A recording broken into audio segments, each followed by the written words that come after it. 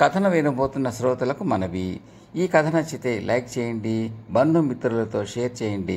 ఇప్పటి వరకు సబ్స్క్రైబ్ చేయకపోతే సబ్స్క్రైబ్ చేయండి. అదేవిధంగా బెల్ ఐకాన్ని కూడా నొక్కడం మర్చిపోకండి. ఈ సూచనలు, సలహాలు కామెంట్ల రూపంలో తెలుపగలరు. Thank you. ప్రస్తుతం చెప్పబోతున్న కథ పేరు ధనానికి ధన సహాయం. ఒకానొక కాలంలో ఒక రాజు ఇంటి ముందుకు ఒక బైరాగి వచ్చి, నాకు తెలివి అయితే ఉన్నది, కానీ దాన్ని ఉపయోగించుకునేవాళ్ళు ఎక్కడా కనిపించడం లేదు, దాన్ని నేను ఉపయోగించుకోలేను, ఏం చేస్తాం అని గట్టిగా అని వెళ్ళిపోతూ ఉండేవాడు. రోజు ఈ మాటలు వింటున్న రాజుగారు ఒకనాడు బైరాగిని పిలిచి, నువ్వు రోజు అనే ఈ మాటలకు అర్థం ఏమిటి అని అడిగాడు. రాజా, కొంచెం ఓపిక వహించి నన్ను నమ్మి నాకు కావలసినంత ధనం ఇస్తే నీ ఖజానా నింపుతాను. నేను నీ దగ్గర పుచ్చుకున్న ధనానికి 10 లాభం వస్తుంది.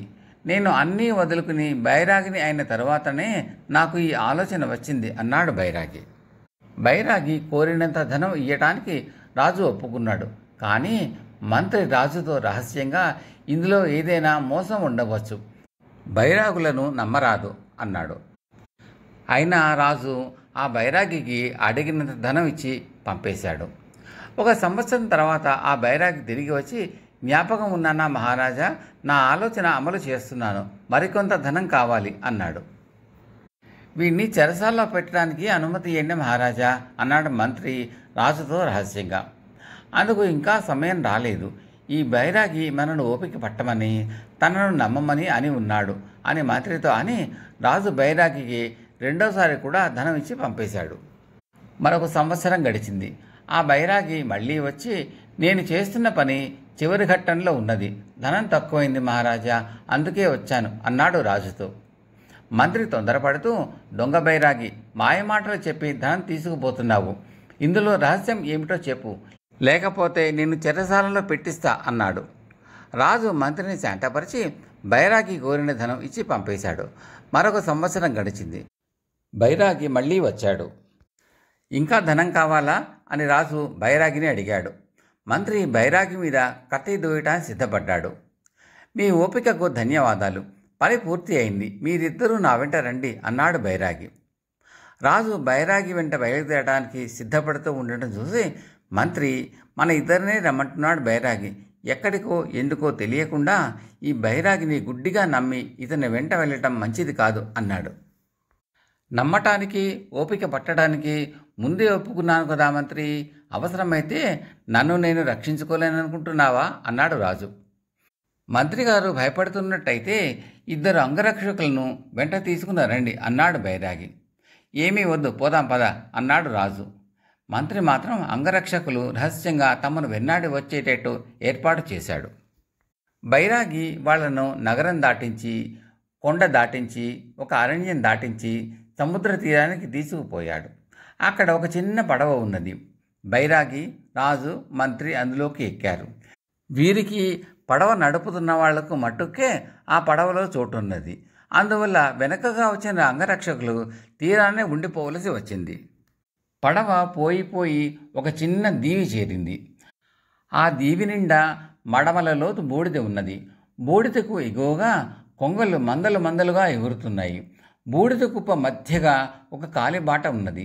ఆ కాలిబాట వెంబడి ముందు బైరాగి, అతని వెనకగా కత్తిపిడి మీద చెయ్యి వేసిన మంత్రి వెనకగా రాజు నడుచుకుంటూ వెళ్ళారు. ఇదేం దీవి, ఏదో మంత్రాల దీవిలాగున్నదే, మమ్మల్ని ఎక్కడికి తీసుకుపోతున్నావు అంటూ మంత్రి కత్తి దూసి బైరాగిని అడిగాడు. తొందరపడకండి, ఇది చిన్న దీవి, ఎక్కువ మంది వస్తే బూడిద చెదిరిపోతుంది, కొంగలు బెదిరిపోతాయి, అందుకే రక్షక భటులను రావద్దన్నాను అన్నాడు బైరాగి. బైరాగి ఒక చోట ఆగి అక్కడ ఉన్న ఇనుప తలుపు ఎత్తాడు. దిగువకు మెట్లు ఉన్నాయి. ఆ మెట్లు దిగి అడుగుకు వెళ్ళి ఏమున్నదో చూసిరమ్మని బైరాగి రాజుతో అన్నాడు.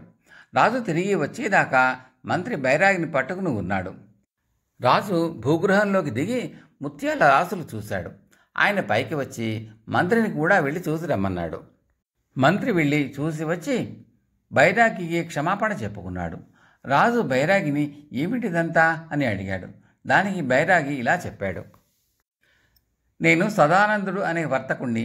నేను వర్తకం చేస్తూ ఈ దీవి రహస్యం ఒకటి తెలుసుకున్నాను.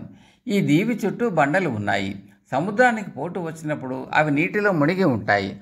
ఆటు వచ్చినప్పుడు ఆ బండలు బయటపడతాయి. ఆ బండల మీద అంతులేని ముత్యపు చిప్పలు ఉంటాయి. కొంగలు ఆ ముత్యపు చిప్పలలోని మాంసం కోసం వాటిని ఎత్తుకువచ్చి ఈ దీవి పైన వాలుతాయి. ఆ ముత్యపు చిప్పలలో అంతులేని ముత్యాలు ఉంటాయి. ఆ తరగని ధనాన్ని నేను సంగ్రహించే ప్రయత్నం చేసే లోపలే నా భార్యాబిడ్డలు మరణించారు. నాకు జీవితం మీద విరక్తి కలిగి బైరాగిని అయిపోయాను. కానీ ఈ దీవిలోని ముత్యాల ఆలోచన నన్ను వదలలేదు. ఆ ఆలోచన పోతే గాని నాకు వైరాగ్యం పూర్తిగా కుదిరేటట్టు కనిపించలేదు. అందుకే మీ సహాయం కోరాను. మీరిచ్చిన డబ్బుతో ఒక భూగృహం తవ్వించాను. దీని అంతటా దట్టంగా బూడిద చల్లించాను. ఆ బూడిదలో కూరుకుపోయిన ముత్యపు చిప్పలను కొంగలు చూడలేవు. మళ్ళీ వెళ్ళి ముత్యపు చిప్పలను తెస్తాయి. తర్వాత పడవను, మనుషులను ఏర్పాటు చేసి ముత్యపు చిప్పల నుంచి ముత్యాలు తీయించి భూగృహంలో పోశాను. చేసి చూపితే గాని మీరు నమ్మరని ఈ విషయాన్ని మీ దగ్గర రహస్యంగా ఉంచాను. నేను తలపెట్టిన పని ముగిసింది. ఇక నుంచి ముత్యాలను మీరే పోగు చేసుకోవచ్చు. ఇక నాకు జీవితం మీద ఏ విధమైన మమకారము లేదు. నేను పోయి నిశ్చింతగా తపస్సు చేసుకుంటాను. మీరు మీ ప్రజలు సుఖంగా ఉండండి. ఇలా చెప్పి బైరాగి తన దారిని తాను వెళ్ళిపోయాడు.